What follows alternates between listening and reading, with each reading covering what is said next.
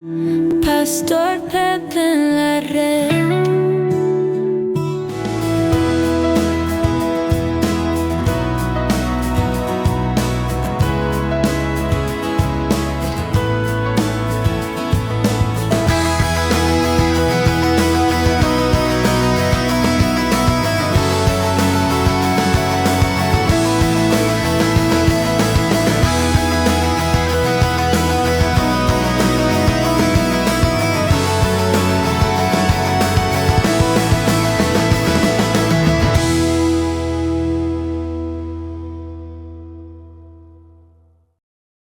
Si abrimos nuestras Biblias, por favor, fueran tan amables, en Mateo capítulo 5, verso 13.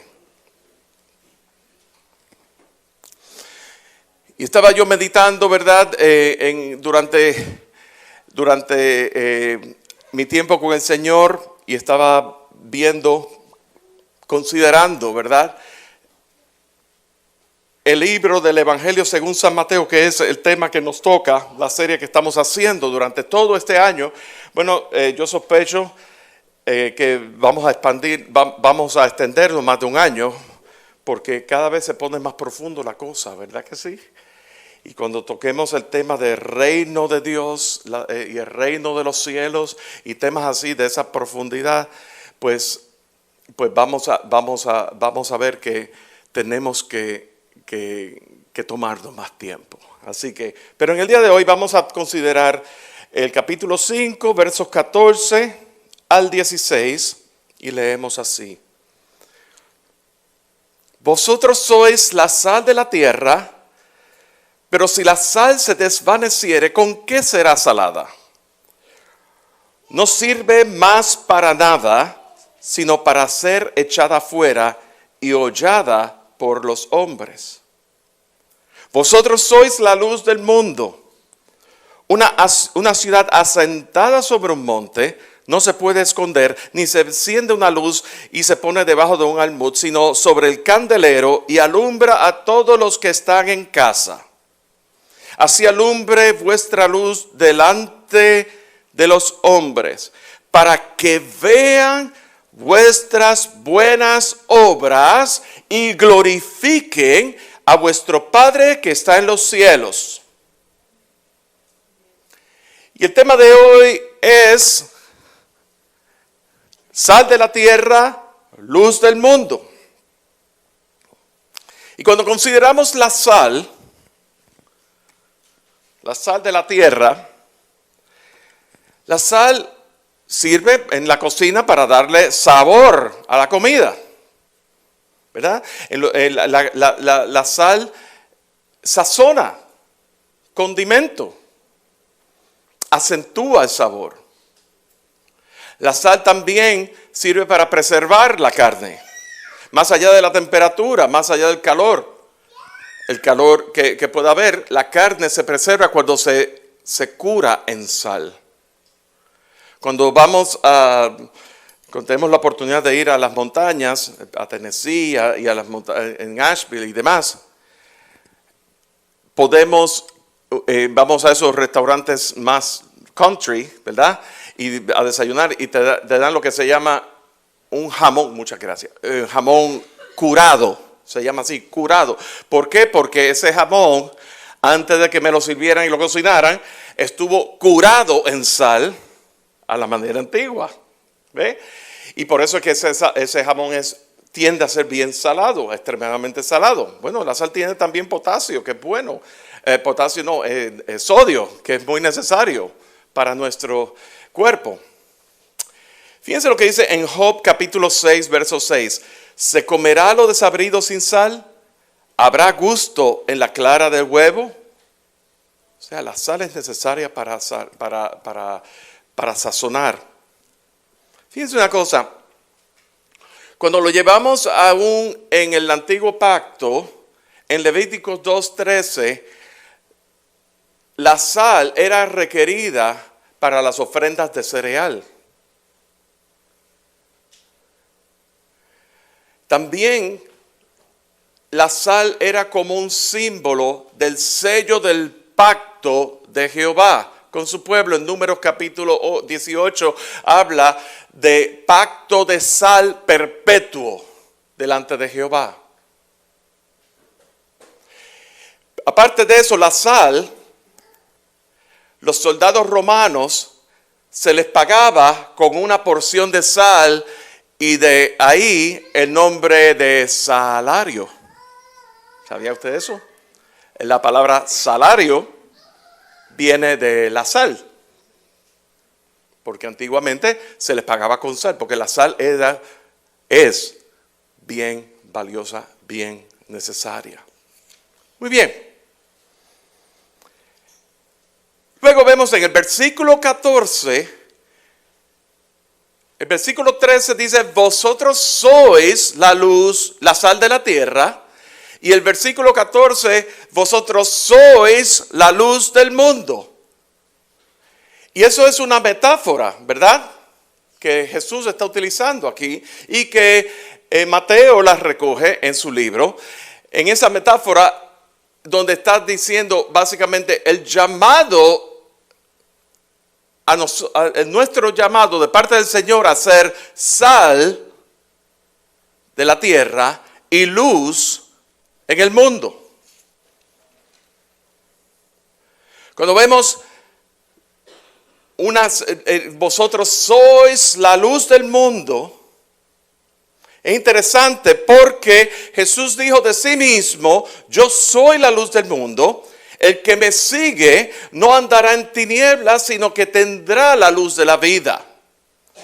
El mismo Jesús dijo en Juan capítulo 9, verso 5, entre tanto que estoy en el mundo, luz soy del mundo. O sea, Jesús está diciendo eso de sí mismo, yo soy la luz del mundo. Sin embargo, aquí está diciendo, vosotros sois la luz del mundo. Y entonces, tenemos que verlo en el punto de vista de Cristo en la vida del creyente. En ese momento, desde ese momento que Cristo viene y toma nuestra vida, somos salvos, experimentamos el gozo de la salvación. Jesús toma su lugar de morada en nuestras vidas, el Espíritu Santo, desde el mismo momento que nosotros decimos, sí Señor, entra en mi vida, desde ahora en adelante mi vida te pertenece a ti. O sea, estamos aceptando a Jesús como nuestro Salvador, pero estamos aceptando y recibiendo el señorío de Cristo sobre nuestras vidas. Y entonces, en ese recibir el señorío de Cristo sobre nuestras vidas, hay una unidad en el Espíritu. El Espíritu Santo toma lugar en nuestras vidas y somos uno en Él, uno con Él. Y en ese ser uno con Él, dice en Hebreos que somos participantes de ese llamamiento celestial que es a Él. Somos participantes de la plenitud de Cristo en Juan capítulo 1. Somos participantes de aquellas cosas que Dios nos permite participar, de su misma esencia inalterable en Cristo Jesús. Por lo tanto, Cristo en la vida del creyente, seguidores de Cristo, el discípulo de Cristo es llamado a ser luz del mundo, porque la luz de Cristo mora en la vida del creyente.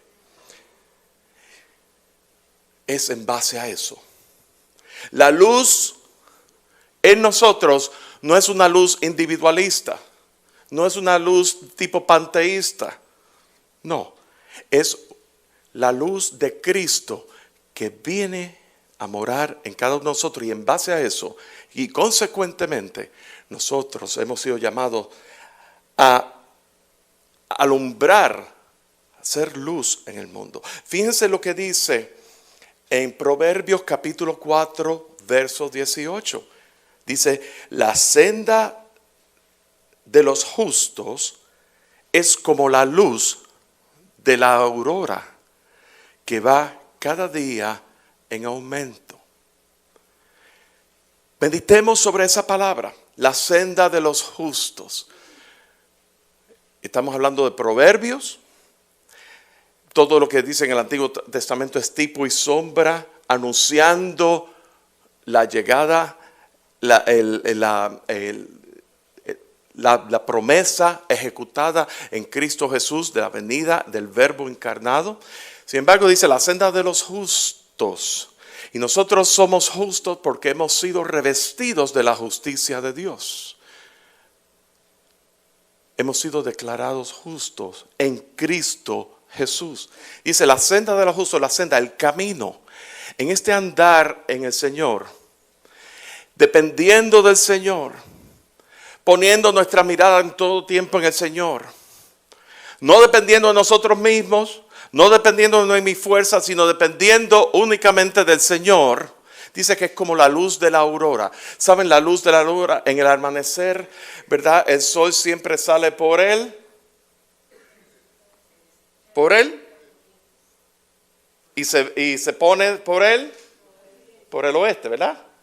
El sol siempre sale por el este y sale. Lo justo es como la luz de la aurora. Cuando usted ve el amanecer y usted está caminando en dirección, da la impresión como que la luz se va desdoblando delante de ti mientras tú estás caminando. Tú estás caminando en Él. Tú estás andando en Él. Tú estás dependiendo en Él, de Él. Tú tienes tus ojos puestos en Jesús, el autor y consumador de nuestra fe. Y mientras tú estás caminando en Él, dependiendo de Él, muchas veces siendo tentado, muchas veces siendo probado, muchas veces siendo flaqueando, muchas veces la duda a veces viene, pero tú estás caminando, estás en el camino, estás en la brecha y estás con los ojos puestos en Él. Él se muestra, Él se desdobla delante de ti, como la luz de la aurora que va cada vez más en aumento. Juan capítulo 12 dice, creed en la luz para que seáis hijos de la luz. Filipenses 2:15. Pablo está hablándole a los filipenses y está orando para que sean irreprensibles y sencillos, hijos de Dios sin mancha, en medio, escuchen esto, en medio de una generación maligna y perversa, en medio de la cual resplandecéis como luminares en el mundo. En otras palabras, en medio de esta generación maligna y perversa, hemos sido llamados, tenemos que permanecer aquí, tenemos que resplandecer, ahí donde te ha tocado, como luminares en el mundo. Así nos llama el apóstol Pablo. El apóstol Pablo mismo en Efesios capítulo 5 dice lo que éramos en otro tiempo y lo que ahora somos. En otro tiempo erais tinieblas, mas ahora sois luz en el Señor. De manera que el llamado es hacer sal de la tierra y luz en el mundo. Y fíjense lo que dice, una ciudad asentada sobre un monte no se puede esconder. ¿Cuándo a ustedes se le ocurre? Yo tengo una cama que es ajustable, ¿verdad? Eso fue un regalo que nos hicieron. Nosotros originalmente habíamos comprado una cama y el día que nos iban a hacer la entrega, habíamos comprado la cama más barata, ¿verdad? Y entonces, la más barata, la que podíamos costear. Entonces nos llaman por teléfono la tienda y nos dicen, yo le tengo que pedir disculpas a usted porque se nos acabó el inventario de esa cama que ustedes ordenaron.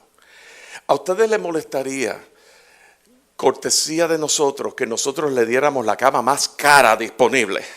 Y yo, hombre, eso no se pregunta dos veces. Por supuesto que sí, muchas gracias. Bueno, ustedes saben que esa cama que nos dieron tiene un montón de cosas. Incluso tiene un sensor antirronquido.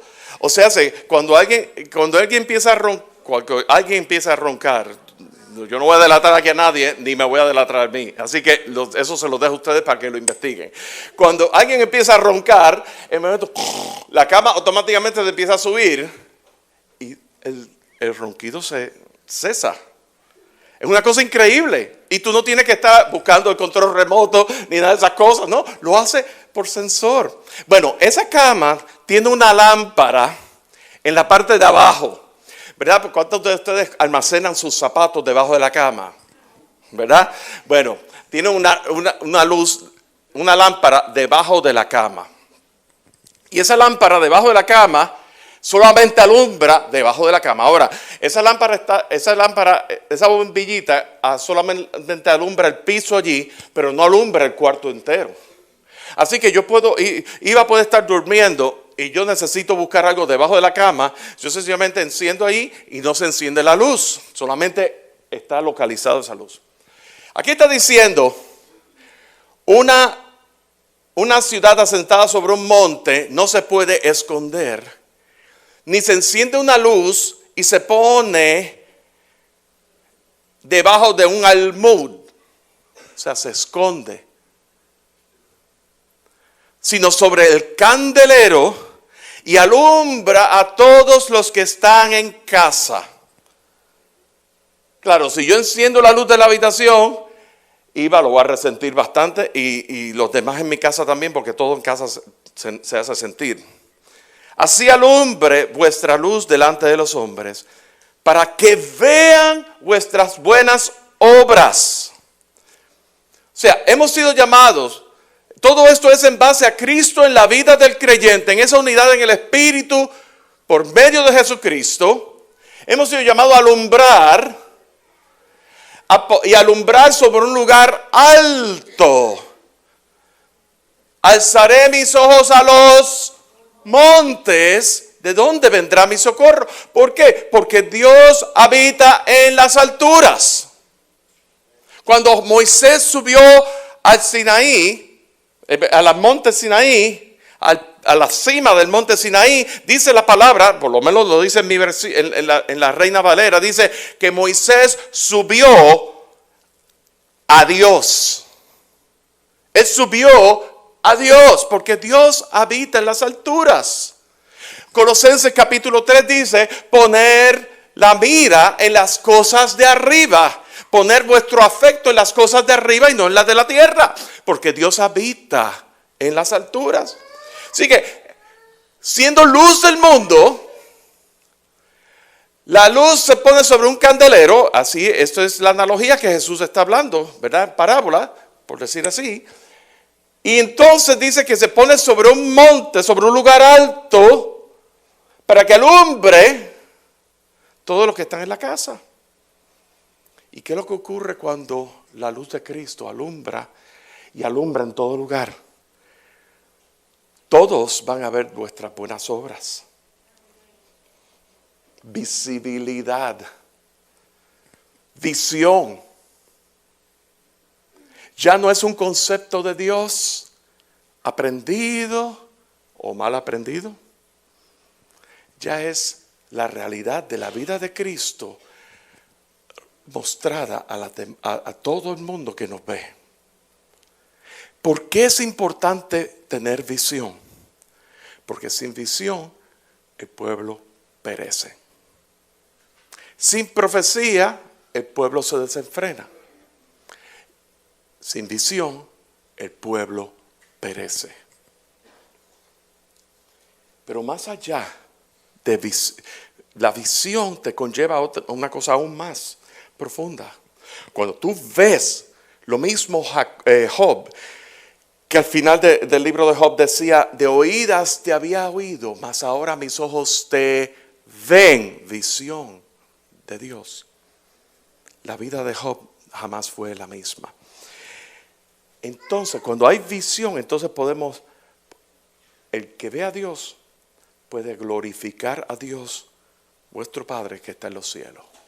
O sea, hemos sido llamados a hacer sal, a sazonar este mundo, preservar la verdad, preservar todo lo que es de Cristo. Hemos sido llamados a ser discípulos. La sal preserva, la sal sazona, la sal sana, la sal da sed. Oh sí, cuando usted tiene sed y toma agua salada, ¿le va a dar más sed todavía? La sal exacerba el sentimiento de la sed en nuestro sistema, que necesitamos refrescarnos con agua. La luz alumbra, la luz refleja, la luz remueve todo lo que es tinieblas. ¿Sabes que tinieblas en sí es ausencia de luz? La oscuridad en sí es ausencia de luz. Cuando por eso Isaías decía, levántate y resplandece porque ha venido tu luz. ¿Y qué ocurre? Que la gloria de Jehová ha nacido sobre ti y es sobre ti. Bendito el Señor. Trae vida, la luz da vida. La luz te libera en la verdad. Porque el obstáculo que tú no sabías que existía, que te impedía muchas veces, que te daba temor, te daba inseguridad porque estaba oscuro, no sabías por dónde iba. Ahora la luz, puedes ver perspectiva, puedes ver visión.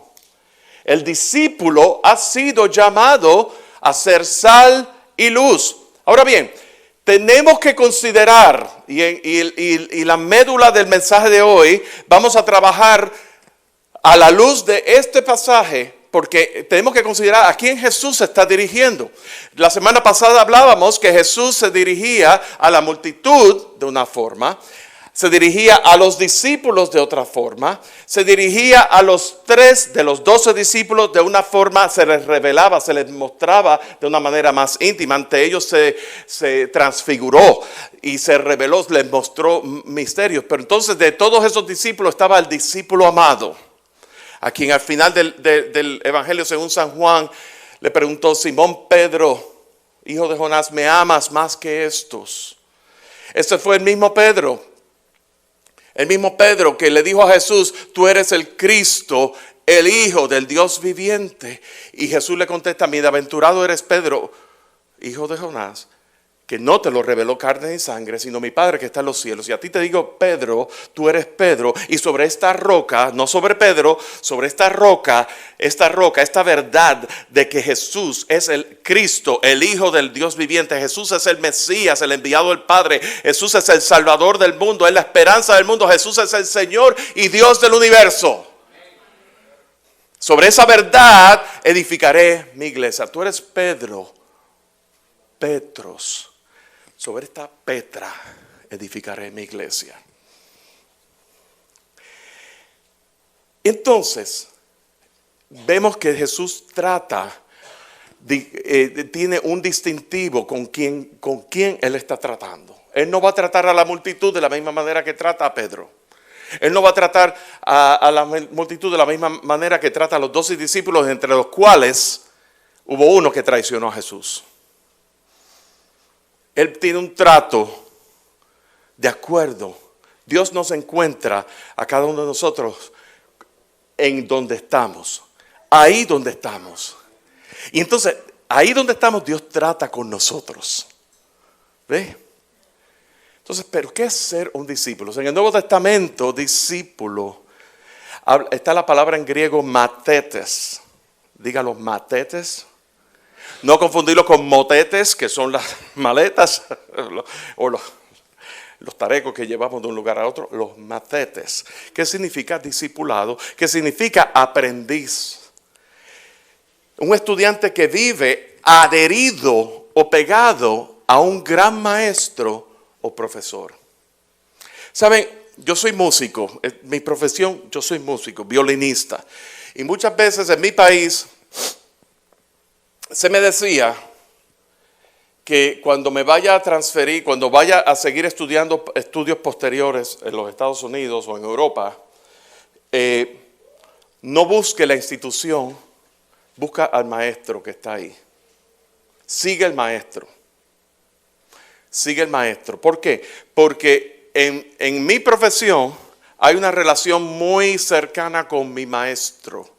Ese maestro, esas lecciones son una a una, estoy hablando de mi instrumento, el violín, son lecciones individuales, pero al mismo tiempo ese maestro está compartiendo de su vida personal.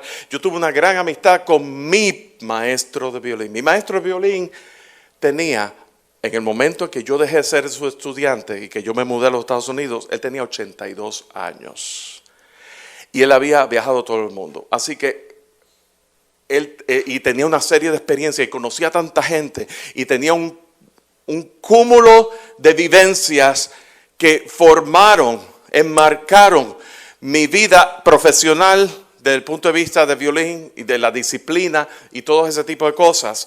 Y Y él decía que sus estudiantes eran sus discípulos. Y eso está bien. Los estudiantes, yo era discípulo de este profesor. Pero lo mismo pasaba aquí. Jesús llamó a sus discípulos y los discípulos le siguieron. Y entonces, lo que conlleva ser discípulo es seguir al maestro, creer en sus enseñanzas, creerle, no solamente en sus enseñanzas, creerle a él, al carácter del maestro. O sea, está el seguirle, el compromiso con su relación con su maestro, en esa continuidad. Me pasaba que muchas veces, ya yo había dejado de ser estudiante de mi maestro, pero muchas veces yo estaba aquí y llamaba por teléfono a mi maestro para buscar claridad y él me daba tiempo. Y muchas veces yo iba de visita a mi país y lo iba a visitar y me daba varias horas.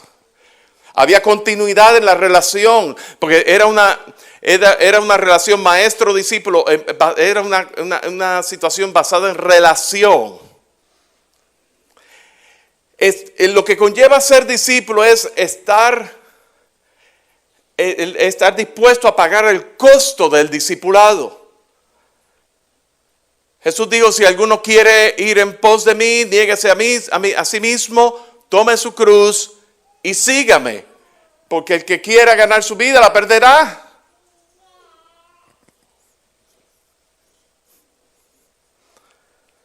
Negarse a sí mismo, tomar su cruz, seguirle, convertirse a él. Tenemos un concepto de la conversión que lo confundimos con unirnos a una iglesia, a una congregación. Y yo quiero traer a su consideración lo siguiente: ¿cuántas personas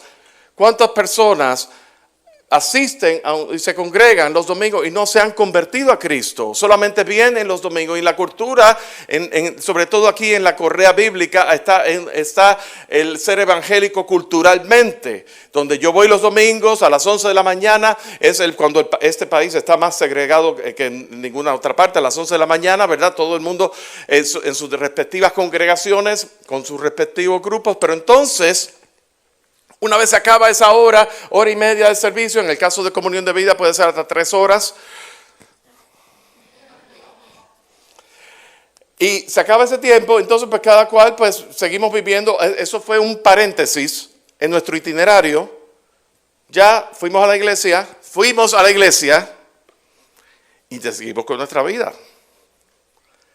Pero el convertirse a Él conlleva poner nuestra fe en Él. Una consagración de nuestra vida a Él. Para luego, lo segundo, servirle. Le seguimos y luego le servimos. Y el servir al Señor implica llevar el yugo del Señor. Porque llevar el yugo de Cristo es fácil y ligera su carga. En Mateo 11:20. Servirle a Él es estar dispuesto a, Hebreos 13:13, salir a Él fuera del campamento llevando su vituperio. Servirle a Él implica identificarse con Cristo, aceptando el desprecio y vergüenza, así como Cristo lo sufrió. Recuerdan la semana pasada que leíamos, bienaventurados los que padecen persecución por causa de la justicia. Así que eso es lo que conlleva ser el discípulo. El discípulo de Cristo ha sido llamado a ser sal de la tierra y luz en el mundo. Jesús se estaba dirigiendo a sus discípulos. Ya dijimos lo que conlleva ser discípulo de Cristo. Pero ¿a qué ha sido llamado el discípulo? El discípulo debe ser una influencia. Vamos a hacer la primera. El discípulo ha sido llamado a ser sal de la tierra y luz en el mundo. El ser tiene que ver con identidad, con hacer, porque hacemos. Podemos hacer cosas sin ser. Y yo les aseguro que si usted y yo estamos en esa situación de estar haciendo, pero no somos, nos vamos a quemar muy pronto. Pastor, me estoy quemando, me estoy cansando, todo ese tipo de cosas. o el pastor, ¿cuántos pastores han soltado la toalla? Estadísticamente, 5 años, el tiempo de longevidad. 5 años en este país. Pastores que abandonan el ministerio a los 5 años. Segundo, el pastor debe ser una influencia en el mundo. Una ciudad sobre un monte, la sal de la tierra, luz en el mundo. El pastor debe dejar huella donde quiera que tú vayas. El pastor el discípulo. El discípulo debe dejar huella. La huella personal, la huella de Cristo, de la vida de Cristo.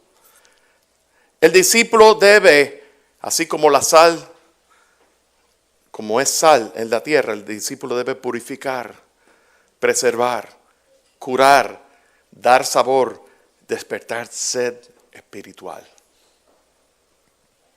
Todo eso. El discípulo debe ser testimonio que tenga efecto en los demás a su entorno. Debe dar el ejemplo, el discípulo. Ahora bien, el discípulo debe mantener su visión y propósito claro. Tiene que haber claridad en visión y propósito. No es la visión mía, no es el propósito mío, es el propósito de Dios en mi vida. Hay un libro que se llama Una vida con propósito. Y ese libro de primera intención está bueno para una persona que está comenzando en los caminos del Señor. Pero cuando vemos más a profundidad, es un libro más del cómo hacer, cómo llevar a cabo, el cómo. Va centrado en una vida con propósito. Pero sin embargo, esa vida con propósito se lleva a cabo cuando nosotros nos identificamos con el propósito de Dios en mi vida. Entonces ya no es mi propósito, ya no es mi visión, ya es, Señor, yo quiero ver como tú ves. Y para eso, mis hermanos, es menester conservar una comunión íntima con Dios. La oración continua, el derramamiento delante del Señor, ese quebrantamiento delante del Señor, ese ser humilde delante del Señor, Señor, de conocer tu insuficiencia delante de aquel que es todo suficiente, de aquel que es suficiente en el mismo, existente en el mismo. Eso yo estoy hablando de atributos de Dios, de su persona, existente en el mismo, suficiente en el mismo, y lo vemos como algo teórico. Sí, eso lo estudié en teología. Sí, en teología se estudia, te lo puedes aprender, pero cuando eso lo pones en práctica, eso tiene una implicación. Todo eso tiene una implicación en nuestras vidas, y aquí es donde está el desafío. Si no, léete Juan capítulo 6, lo que conlleva el seguirle a Cristo. Jesús le decía, y dice que Juan capítulo 6, 66, desde ese momento muchos le dejaron. Hay un llamado en nuestras vidas a nosotros darle el lugar de preeminencia a Dios sobre nuestras vidas. Y sobre la base de la preeminencia de Cristo en nuestras vidas, entonces vamos a hacer un impacto en el mundo alrededor nuestro. Y entonces el yugo va a ser ligero y fácil, porque ¿quién es el que está obrando? ¿Soy yo? No, Él es quien obra a través de mí y a través de ti y a través de cada uno de nosotros, cuando estamos dispuestos a que Él sea nuestras vidas. Cuando le permitimos a Él, Señor, toma mi vida. Cantábamos al principio, Cristo, te entronamos. Estamos aquí ante tu presencia. Tu nombre exaltado siempre será. Y dice, establece tu trono en medio de la alabanza, de tu alabanza, Lo dice 3 veces. Y luego al final dice, ven Jesús y toma tu lugar. Y cuando cantamos, ven Jesús, toma tu lugar, tiene una implicación. Toma tu lugar y quédate en ese lugar. Porque mi tendencia es, ven Jesús, toma tu lugar mientras la canción dure. Cuando se acabe la canción, ahora me toca a mí. Yo no lo digo por nadie, yo lo digo por mí. Yo lo digo por mí, yo estoy en esa también. Ven Jesús, toma tu lugar. Tenemos que entender y ponderar y desmenuzar, flesh out, cada palabra que cantamos y considerarla. Y que cada palabra que declaramos, fíjense otra cosa.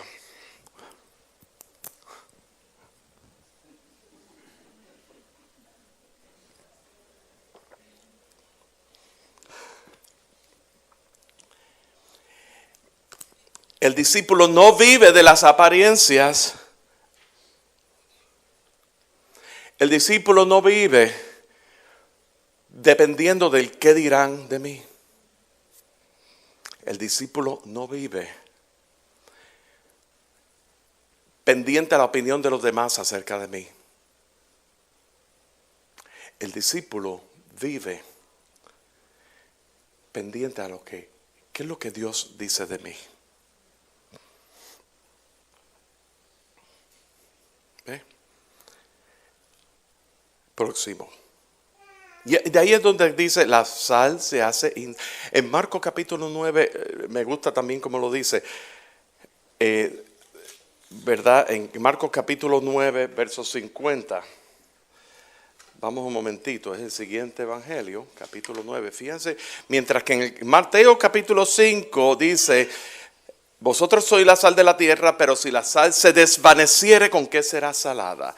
Marcos capítulo 9. Fíjense lo que dice. Está interesantísimo esto.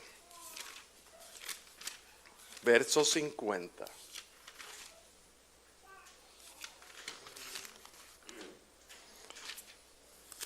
Gloria al Señor. Buena es la sal, mas si la sal se hace insípida, desaborida, ¿con qué la sazonaréis? Tened sal en vosotros mismos y tened paz los unos con los otros. Saben, el discípulo no se mezcla con la mente del mundo. El discípulo no dice, yo voy a tomar lo mejor de los dos mundos, de todos los mundos posibles. Porque de todas maneras uno tiene que expandir su pensamiento, ¿verdad? Y una cosa es lo que dice el Maestro Jesús. Pero si en el mundo pues yo puedo ver a alguien que ni siquiera sea creyente, ¿verdad? Y pueda enriquecer mi conocimiento, ¿cómo no? Bueno, el discípulo no se mezcla con la mente del mundo. Mantiene la pureza de aquello. ¿Saben? Así como en el primer siglo la sal que se producía en el primer siglo, era la sal que estaba que la sacaban, la extraían del Mar Muerto. Y yo no sé ustedes, yo nunca he dado un viaje a Israel, el hermano estuvo allí y tengo entendido, eso será un viaje que yo daré, pero tengo entendido que el Mar Muerto, cuando las personas que han nadado en el Mar Muerto flotan con mucha facilidad porque es un agua bien espesa. En la consistencia espesa porque es más que sal, tiene muchos minerales y muchas cosas, pero el problema en el contexto de lo que estamos trayendo, ¿verdad? Los minerales y todas esas cosas, está bien, perfecto, pero la sal se extraía del Mar Muerto y entonces tenía una mezcla de muchos minerales, entonces no tenía el sabor puro de lo que es la sal. Entonces perdía el sabor original. Pero ¿qué ocurría? Para hacer eso, entonces había que lavar la sal con agua y el agua la diluía aún más. Entonces de ahí es que venía el término de hacerse insípida la sal.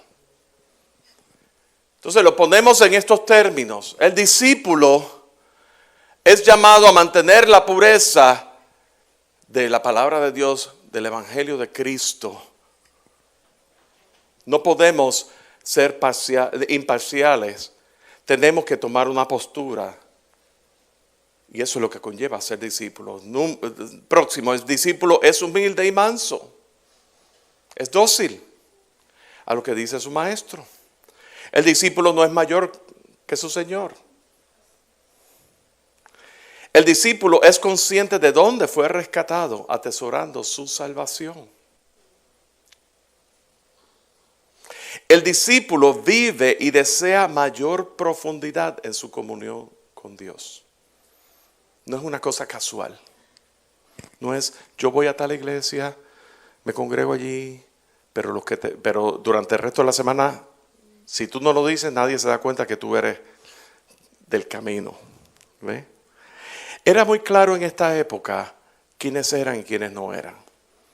Porque los discípulos, cuando vemos a todos esos discípulos que murieron muertes de mártires, dieron su vida, ellos sabían el gran galardón que habrían de recibir al final de su vida. No deja que la cultura presente diluya el sabor de la sal. Otra vez, la mezcla, la mixtura. El discípulo es un reflejo de Cristo morando en la vida del creyente. El discípulo ha sido llamado a alumbrar la luz de Cristo en su vida. Porque Él es. Porque la luz de Cristo vive en mí. Yo soy la luz. Yo he sido llamado a alumbrar. La luz no se puede esconder. El discípulo no puede ser superficial al reflejar la luz de Cristo. Yo creo que ya di el ejemplo de ese. El discípulo es llamado a manifestar las buenas obras como evidencia de una verdadera vida transformada en Él.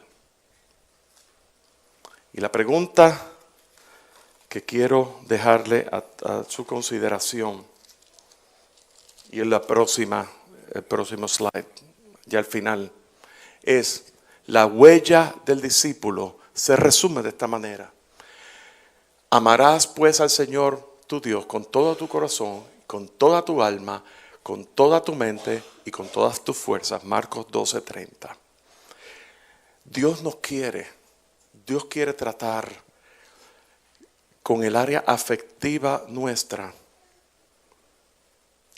en cuanto a lo que es el amor y devoción al Señor.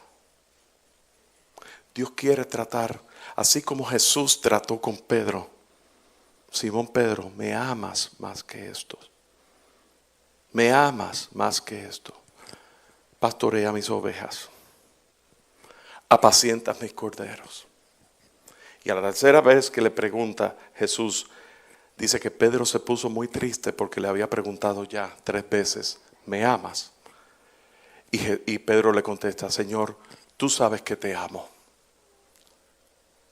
Y Jesús le dijo, y dice en Juan capítulo 21, esto dando a entender con qué muerte habría de glorificar a Dios. Importante. El que quiera seguir ir en pos de mí, niéguese a sí mismo, tome su cruz y sígame. Dando a entender con qué muerte había de glorificar a Dios. Y Jesús le dijo, de cierto te digo, que cuando eras joven, tú te ceñías e ibas a donde querías. Mas cuando seas viejo, extenderás tus manos y te ceñirá otro y te llevará a donde no quieras. Esto dando a entender con qué muerte había de glorificar a Dios, dijo, sígueme. Apacienta mis corderos, pastorea mis ovejas, sígueme. Y ese es el llamado. Y en base a eso, entonces, y solo entonces, vamos a hacer sal en la tierra. una sal efectiva, que sazone efectivamente, que preserve, que sane. Vamos a experimentar sanidades, vamos a experimentar un impacto real de la influencia en este mundo. Y vamos a hacer luz. En medio de un mundo perverso y maligno, vamos a resplandecer como luminares en el mundo. ¿Buscas contenido que te edifique espiritualmente? Suscríbete al canal de YouTube de Pastor Pepe en la red. Aquí encontrarás contenido gratuito en español, creado para ti. Disfruta de enseñanzas expositivas a la luz de la palabra de Dios en Pastor Pepe desde el púlpito. Y explora temas de interés general y de la actualidad en Notas Sueltas. Además, deleita tu alma con música original que te eleva y te inspira en José R. Bass Music. Nuestro contenido está disponible en todas las plataformas de descarga, para que puedas acceder a él en cualquier momento. No te pierdas nada.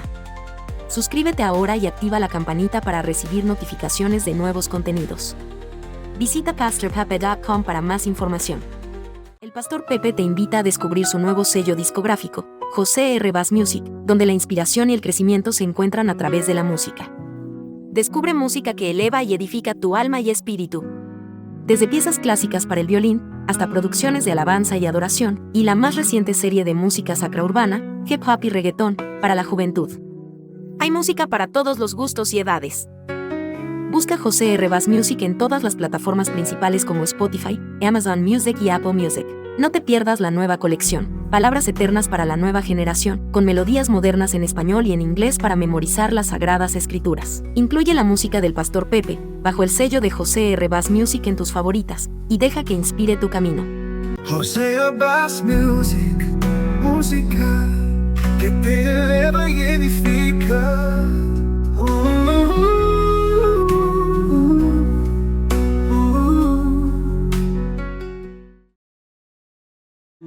Pastor Pepe.